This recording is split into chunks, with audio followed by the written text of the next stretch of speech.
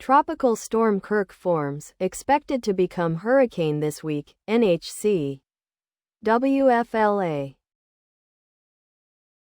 Tropical Depression 12 is expected to become a hurricane later this week, according to the National Hurricane Center.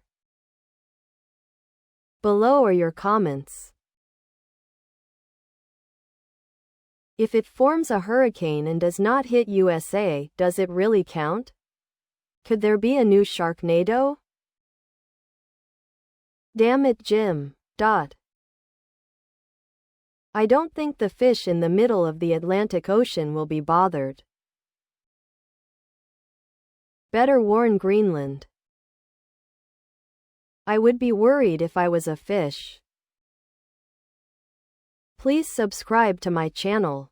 And if you like it, please thumbs up.